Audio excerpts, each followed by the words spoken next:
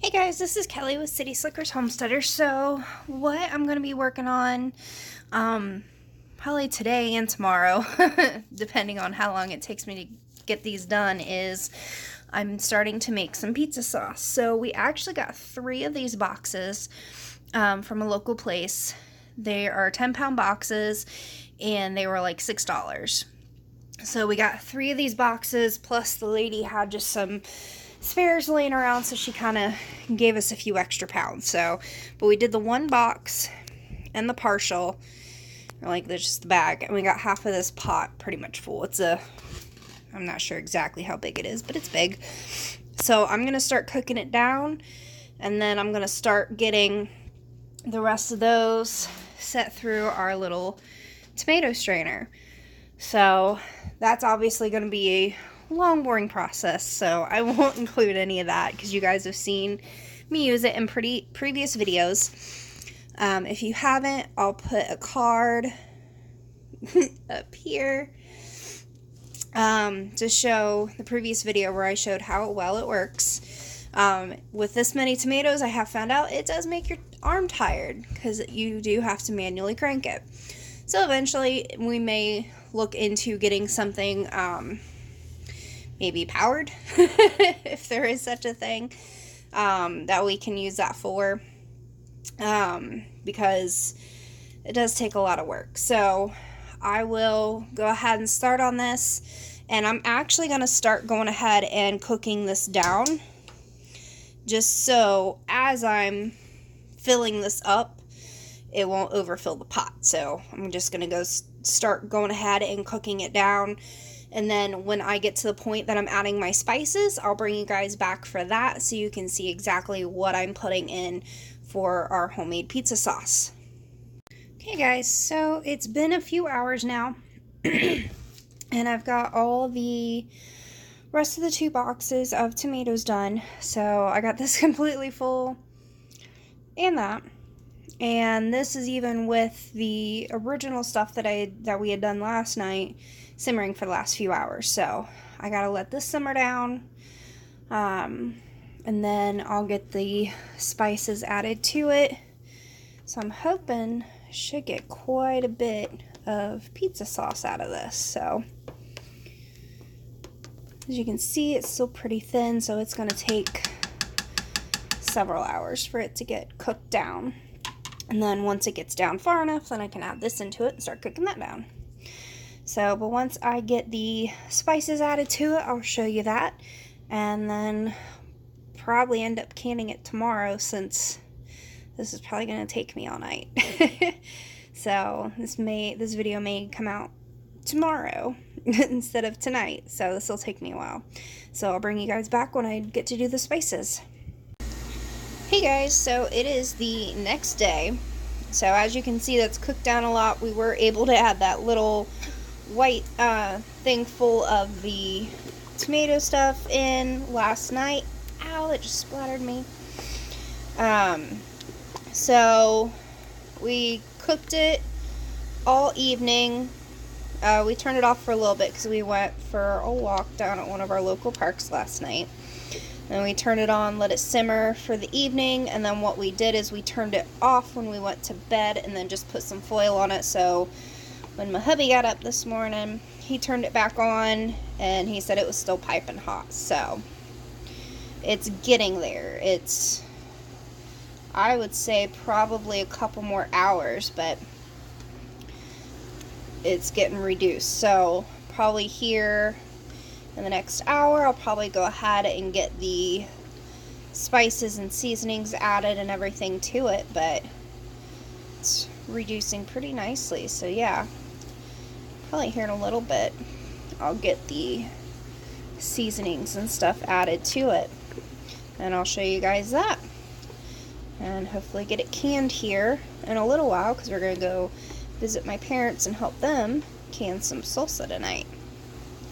So just wanted to show you guys that, and I'll bring you back when I add the spices and seasonings. Okay guys, so I'm getting to the point. It's definitely thickening up very nicely. So I'm going to go ahead and get the spices added now. So, and this is just a recipe that I've kind of put together from a couple different videos and just kind of adjusted for myself. So, since this is a big pot, I've got about 8 cloves of garlic. I think there's a little more because there was like some double in a clove.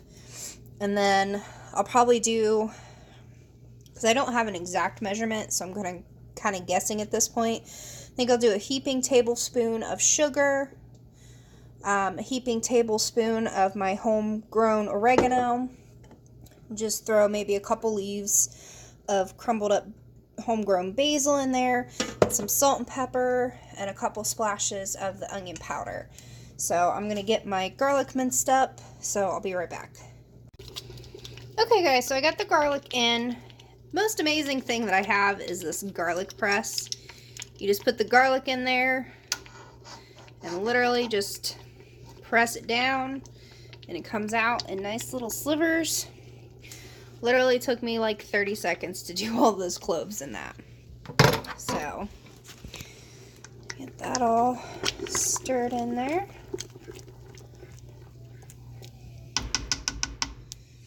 So like I said, I'm going to do like a heaping, let me do a little bit more of sugar.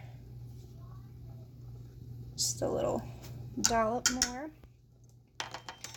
And then our homegrown basil, which if you've seen one of my previous videos, I just used our immersion blender to break that up, so that's a heaping tablespoon.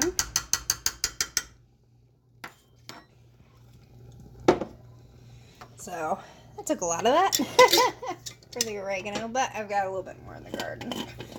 So then what I'm going to do is just put in,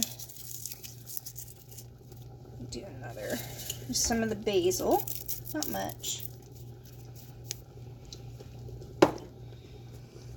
I need to actually take our immersion blender that, but I have like 5 more bundles of basil, so I'm just going to wait till I get that much all dried, which it's almost dry. Maybe a quarter teaspoon, half teaspoon of onion powder. Probably about the same for, I'm just using canning salt for that, since I will be canning that. And then, well, I can't use my little pepper grinder one-handed, so I'm going to put about the same amount of pepper in there. So I'm going to let this cook down a little bit more, and then probably get my pressure canner started going, since I don't know what the acidity is of these tomatoes or anything, and I really don't want to add any lemon juice to it. I'm going to pressure can these. So I will be right back. Okay guys, so I got the flavor where I wanted it now. So I ended up adding probably about another tablespoon of my oregano, about another leaf of basil, and probably about another quarter teaspoon of canning salt and my cracked pepper.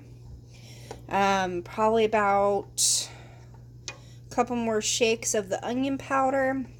And then I ended up putting in some garlic powder too after adding in the 8 cloves. I probably did maybe about a half a teaspoon maybe, or a little bit more of the garlic powder, but my daughter tested it, I tested it, I think it tastes perfect now. So this is definitely something you just have to adjust the taste, especially when, you know, you're using just garden tomatoes, because they're all going to be a little different. But I think it is the consistency that I'm wanting. It's nice and thick now. So I'm going to go ahead and get this turned off, get my jars ready, and start getting my pressure canner out and start getting it together. So I'll bring you guys back. Okay guys, so I've got this sitting over here. Look how amazing that looks. I've got my pressure canner heating up, so I've got the level up to the first line on the side, which is what my manual says. I've got my jars ready, lids and rings, my jar lifter, my ladle, and my funnel. I'm actually going to process these. I did a little bit extra research because I kind of heard some contradicting things when it came to doing sauces and stuff in the pressure canner. I heard like somewhere said like 15 minutes, some said 20. So I looked at the actual National Food Preservation website. And if you're doing just straight tomatoes, like quartered, halved, whole, whatever, and it's just like in water with, you know, that's it, just straight tomatoes, you can do it for 15 minutes for pints, 20 for quarts. But if you're doing like sauces and stuff, it actually says to do it for 20 and then 25 for quarts. So I actually misspoke in my last video for the sauce, the pasta sauce. I said it was 15. So this I will be processing for 20 minutes because I am doing pints. So I'm going to go ahead and get these filled and then get them wiped down, and I'll show you from there. Okay guys, so I've got all these. I ended up getting 8 pints. So I'm just going to wipe the rims off. Now I will say, while I'm doing this was a lot of work. Now if you have a buttload of tomatoes coming in on your garden, you know, this is, you know, definitely the way to go. Ours, we've only had like a couple of our bigger ones actually ripen. We have a lot of ones that will be ready here soon. But we paid $30. No, I'm sorry. We got 30 pounds of tomatoes for $18. I started this project yesterday afternoon. It has literally been almost 24 hours. So, I will say, if you don't have homegrown tomatoes or somebody gifting them to you even, honestly, it's just cheaper buying the big number 10 can of tomatoes sauce, tomato puree, whatever it is you want to get, and then you can still just season it on your own, process it for the same time. Now if you make like spaghetti sauce and you put your own meat in it, then you have to process it at the meat time. It's kind of like a little heads up there, but you know, I just wanted to try it because I hadn't excuse me, I hadn't made pizza sauce straight from just straight tomatoes. Like I've done, you know, halved tomatoes. We canned those a couple years ago when we first started canning. I've done like salsa and stuff like that, but I hadn't done the whole like cooking it down till there's no liquid to make an actual sauce, blah blah blah. So I will say, unless I have a buttload of tomatoes and I really need sauce, I will honestly probably just do like diced tomatoes or, you know, something like that instead with whole tomatoes. And I may just stick with doing the big number 10 can and just, you know, recanning it with the spices that I want to make a pizza or a pasta sauce. I'm one ring short. But I will say, you know, it does taste really, really good. But, you know, 24 hours of time, basically, and a lot of arm cranking on my little thing there, which I still gotta wash it. It's a lot of work for 8 pints. So $18 worth of tomatoes, over 30 pounds, to where I can get, let me show you because I got one left here, this number 10 can for like $3 at Walmart. You know, so, and this, you know, that's It's got tomato puree, water, little bit of salt, citric acid, onion powder, garlic powder, red pepper. So, I mean, it's already got some seasonings in it, so you won't have to add as many. But it's like 3 something. And all I did when I made my pasta sauce was just throw in a couple of our homegrown tomatoes that were already ripe. Just threw those in there, and I got 8 pints of pasta sauce. So, $3, you know, versus $18 for the same amount. So, it's kind of, you know, what you want to do. Honestly, I will probably from now on, I will just probably do diced tomatoes or salsa with tomatoes. And then when I want pasta sauce, I'll get the number 10 cans. And I'll probably just keep doing it like that. So 8 pints. There is a 1-inch headspace. Anything you pressure can requires a 1-inch headspace. So me get the lid on that, get the temperature turned up so that can start boiling. So sorry about the ranting. Just kind of wanted to get you guys aware, you know, to save some money. Like I said, my husband really wanted me to make, because he tasted the pasta sauce, he liked it, but he wanted me to try the pizza sauce out of just straight tomatoes to see how that tastes. Like I said, cost-wise, you know, unless you are having 30, 40 plants to where you have that many tomatoes, you know, go for it. But like with us, you know, I think we've got like 16, something like that, but they're not all ripe yet, you know. But if you have lots of tomatoes and you got tomatoes coming out of your ears and you've done the salsa, the diced peppers, everything like that, and you just want something new to do, fine. But I would say just don't spend your money, if you don't want to go to a farmer's market or something like that to buy them from somebody else, when you can just get a number 10 can and basically get the same amount out of it for, you know, a quarter of the price, third of the price. So, okay, so I've got those in. I'm going to let that come up. I'll get the lid on and we will process these for 20 minutes, 25 if you're doing quarts. With our altitude, we're just barely over sea level, so we only have to go up to 10 pounds.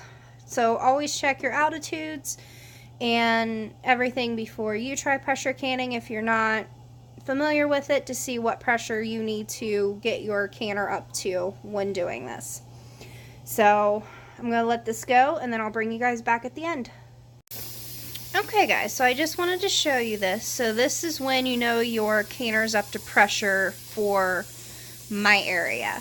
My part of Ohio, like I said, we're right near sea level. Once you get so many thousand feet above, then that's when you have to increase the amount of pressure. So ours is 10. So I'm going to go ahead, set the timer for 20 minutes. And then I actually also turn this down a little bit too, so it doesn't keep rising and it keeps steady. So see, just in that little time, it's at like kind of like 12 and a half or 10 and a half pounds. So turn it down a little bit. Our stove, our gas stove, we kind of usually leave it on about 4, sometimes a little less. And that kind of keeps it right around the 10 or 11. Now, it's okay if it goes a little over. You know, sometimes when we're doing meat and we're doing it for the longer period of time, it'll kind of ride at the 11 pound mark, which is fine. You just do not want it to go below your pounds per pressure. So like ours is 10. It cannot go below 10. If it does, we have to restart the timer once it gets back up to 10 again. So you do not want to let it get below that. And I didn't state, you know, I did all my safety checks, made sure that there was no blockages in that one, that this moved freely, and put my ring back in because I had washed it after the last time I used it just to clean it real nice. So let me turn it down a little bit more. See, it's still climbing a little bit. So you kind of got to babysit it, but you just want to make sure it doesn't go below your amount. So I'll bring you guys back. And I did let this vent for 10 minutes as well before, when I got the lid on, it started spewing out. You always let it vent for 10 minutes before you put that weight on. Once you put the weight on, then that's when the gauge will start rising. So I will bring you guys back. Once I hit my time, I will turn my burner off, let it come down to 0. And then once it's come down to 0 and this little knobby thing's wet down, I'll pull the weight off, let it still kind of keep coming down to temperature for another 10 minutes. And then what I do is I'll take the lid off and kind of just prop it up a little bit so there's like about that much room just to kind of let it vent some more to get the heat out. Because if you shock your jars, they can crack, they can siphon, everything like that. So obviously you don't want to do that after 24 hours working. So I'll bring you guys back when I get ready to take them out so you can see what they look like. Okay guys, so my canner processed for 20 minutes. Turn the oven or the stove off. Let it cool down till it went down to 0. And the little knob thing went down. What, Persephone? Silly cat. And then took the weight off and let it vent for another 10 minutes just to make sure, you know, all the steam was out. And then I propped the lid up. Let's see if I can do this one-handed here.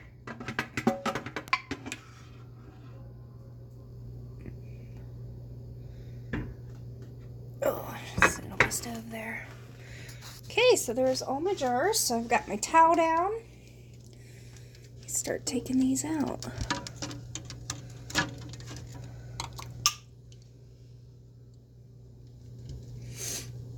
Uh-oh. Looks like there might have been some siphoning.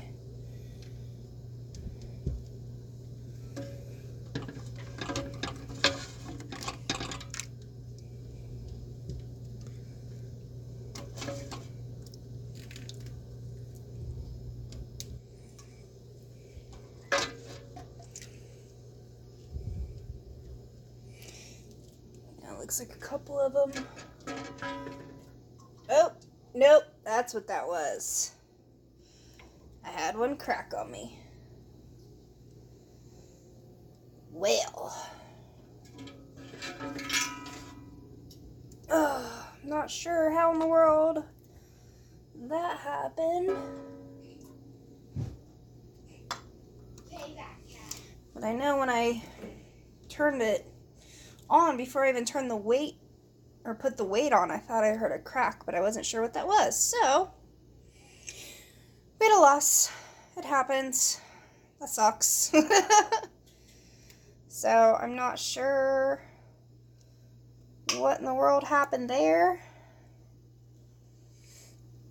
It happens to the best of us, but you learn. So none of these actually siphoned then. It was just that one busted and made my pot a mess. So I'll have to wash that. Got that one soaking. So yeah, wonderful. So yeah, so that is my pizza sauce. Looks amazing. So I have 7 pint jars now. Is that one busted? So that one will be thrown away, obviously. So, but I hope you guys enjoyed this video. If you did, make sure to like and subscribe. You can always feel free to share my videos.